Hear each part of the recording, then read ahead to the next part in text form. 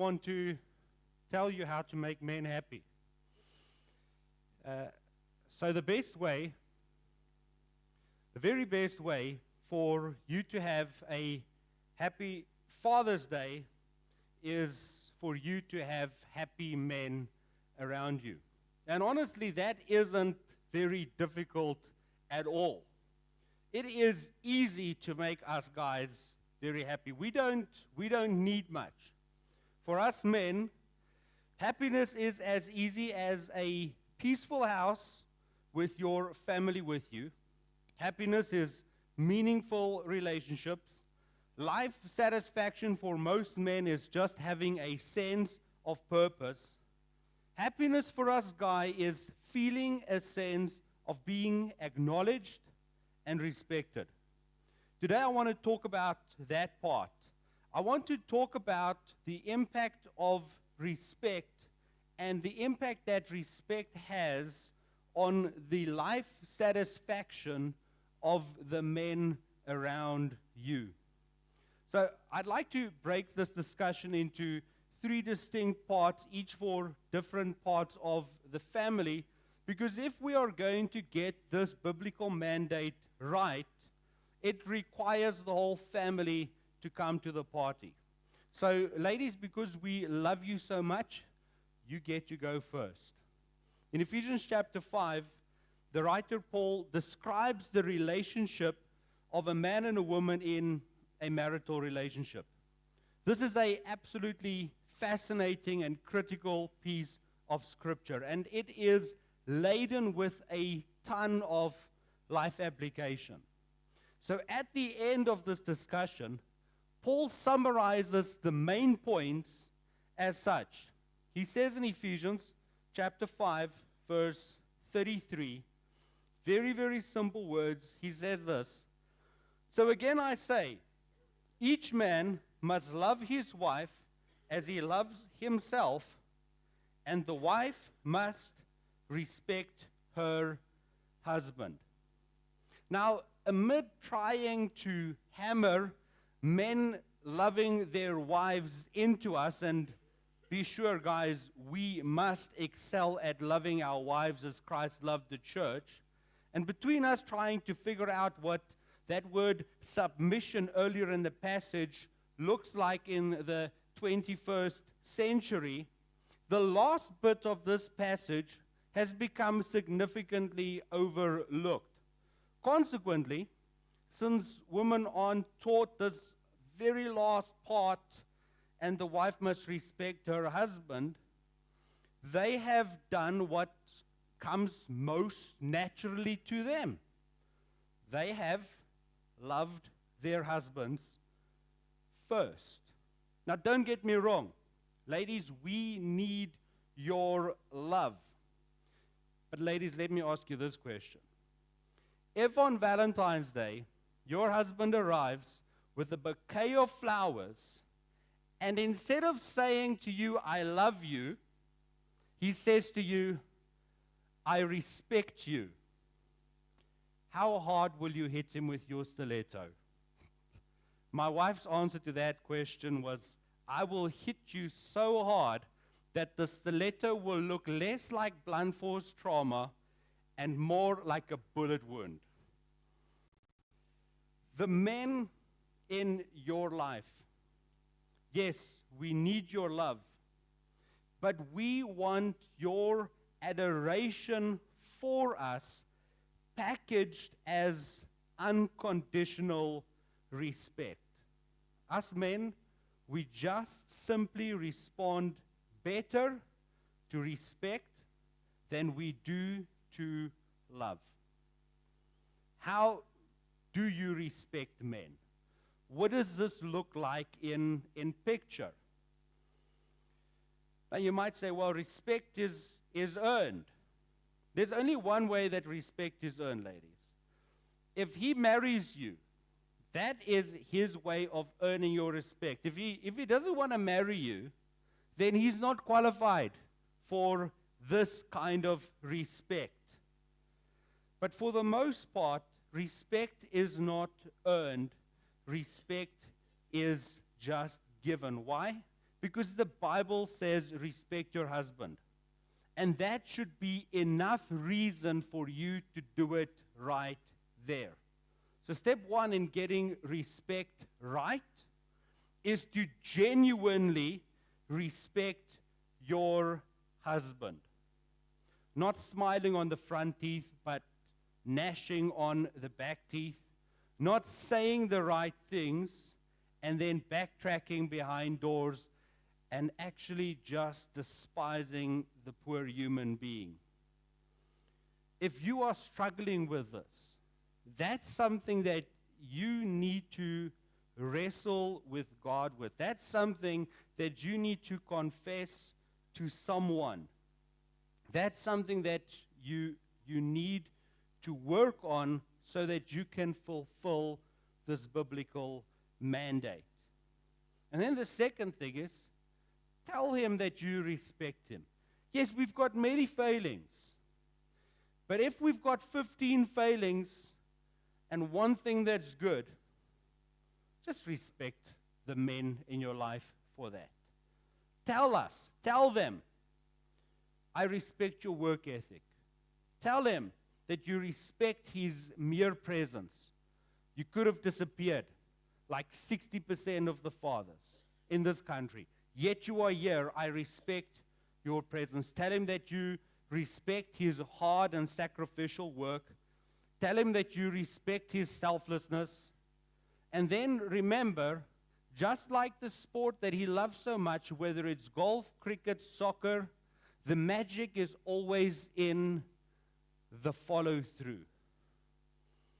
If you respect him and you say you respect him, show him that you respect him in your daily life conduct.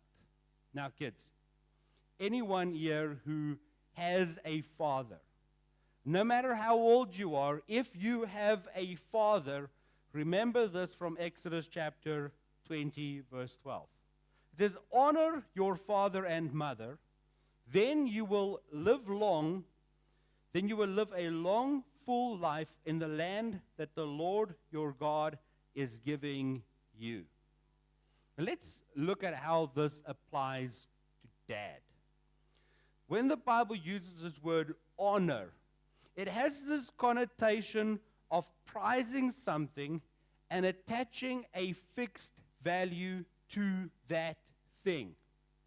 In that passage, it speaks about your parents, and in our context here today, it speaks about your father. This passage says that you must attach a value to your father. Most people don't have a problem attaching some kind of a value to their father. The obvious answer for most people who have a father figure to look to is that that man is absolutely priceless, right? Most people understand that their father's presence in their lives plays a massive role in their present success. Most people understand that the grounding their father gave them carries incalculable value. The problem is not with understanding the value of our fathers. Sometimes we fall short in showing that value to them. And I'm not talking about a bag of biltong, a card from school, or a phone call to your retired dad on Father's Day. Showing honor and respect to your father can be done in one main way: obedience. Anyone here who is still dependent on their fathers, no matter your relationship, no matter your age, God is calling you to live a life of obedience to your father. Listen to this in Ephesians chapter 6, verse 1. Children, obey your parents because you belong to the Lord. Doesn't say obey your parents because he's wise, obey your parents because he's strict. It doesn't say obey your parents because that's what you think your friends would like to see in you. It says obey your parents because you, not him, you belong to the Lord. For this is the right thing to do. That's very easily applicable when you live in the same house as your father. But now you move out and you live life on your own terms.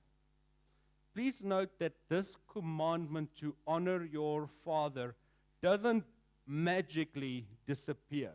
When you move out the house, then all of a sudden there's only 9 commandments for you because you've checked that box. No.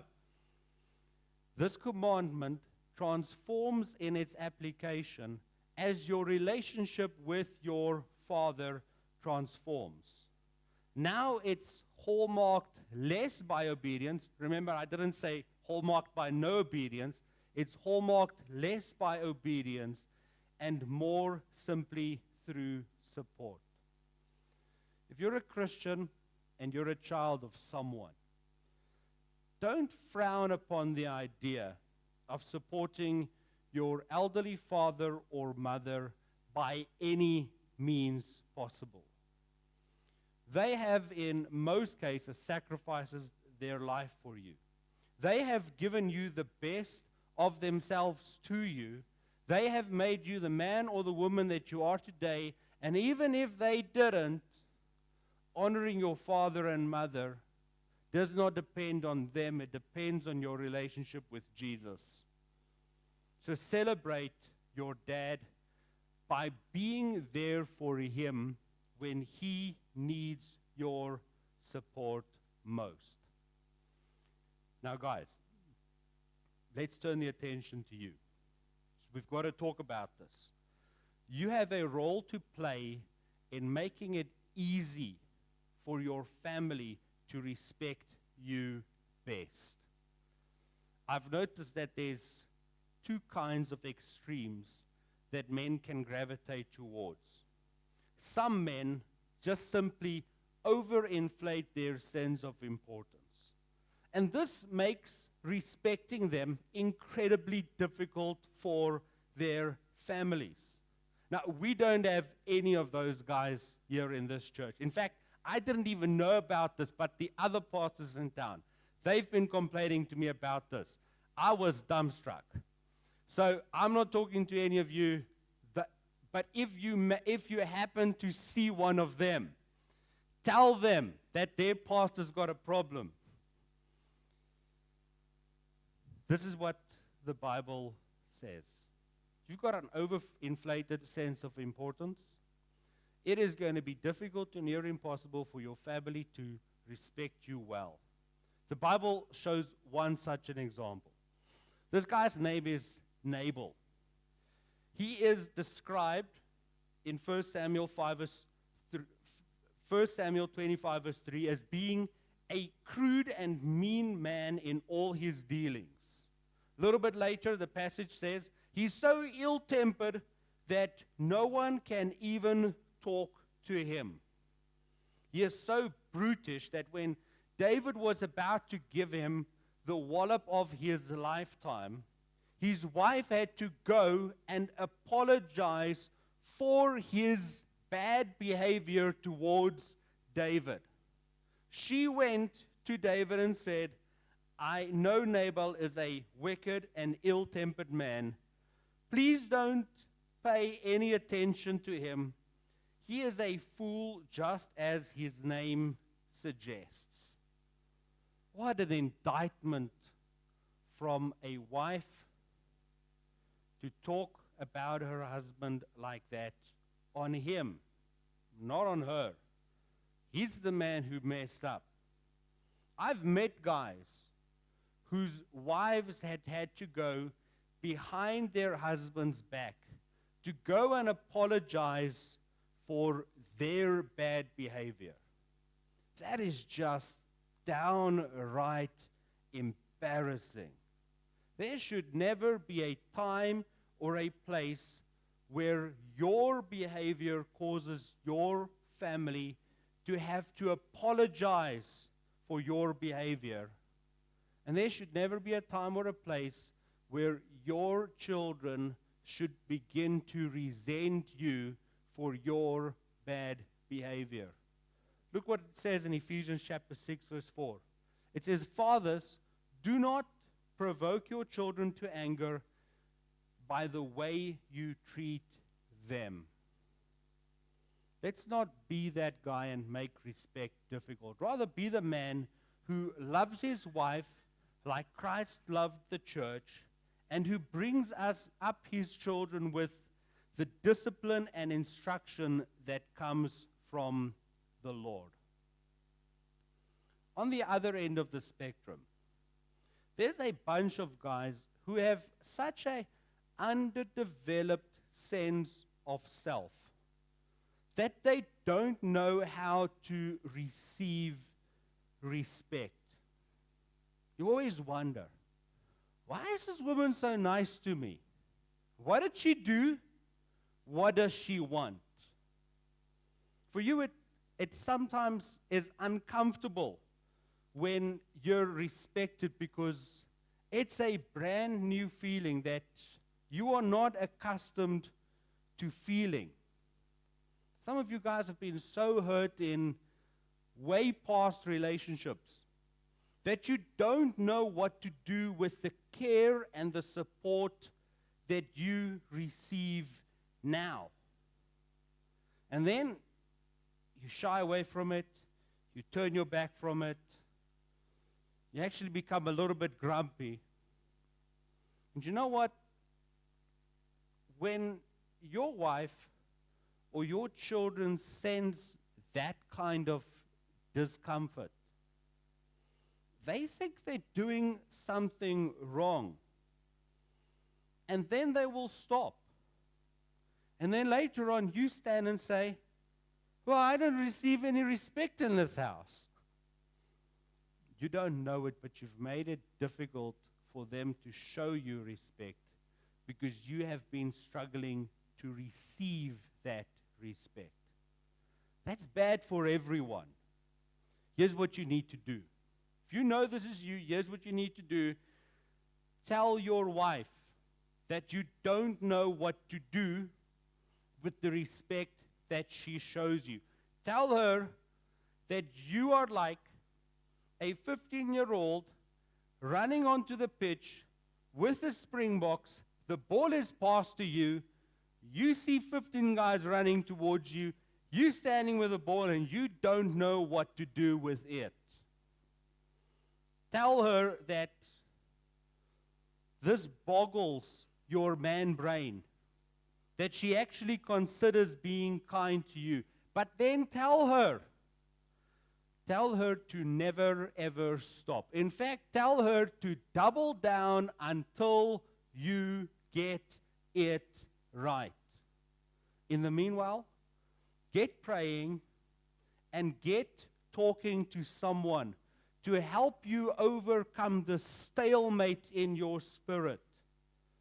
In fact, guys, I want to encourage you to give yourself a Father's Day gift today. Give your family a gift for Father's Day. You spend so much of your time and so much of your effort fixing everything for everyone else.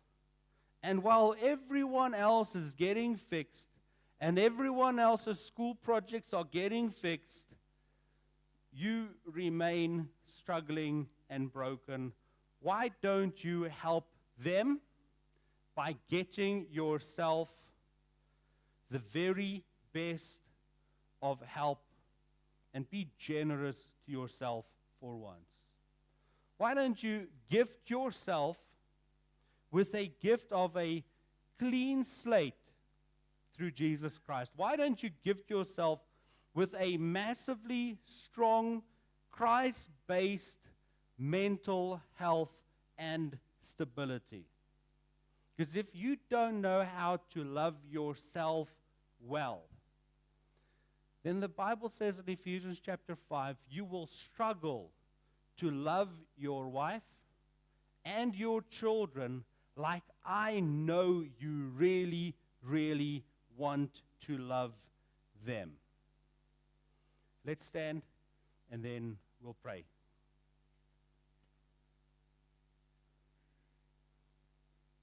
Yes, Lord, we come to you this morning as men. Father, we want to celebrate your goodness, your graciousness, your kindness towards us. Father, I pray that you'll work in our hearts so that we can become the kind of men that attract respect from the people around us. Yes, Lord, I pray for children. Pray, Lord, that you will teach them the wonderful value of obedience. And Father, I pray for women who sacrifice so much. Father, I pray that you will underscore this one principle from Scripture in their hearts and in their minds. Ultimately, Lord, we pray for healthy families. So one area that we know that our enemy is trying to target. And Father, we pray that you will gift us healthy families, that you'll gift our church healthy families, that you'll gift South Africa healthy families, that every family that acknowledges that you are Christ, that you are Lord of all. Jesus Christ, I pray that you will give them the blessing of a healthy family. We pray this in your almighty name. Amen. We're going to finish off with a final song, and while we do that,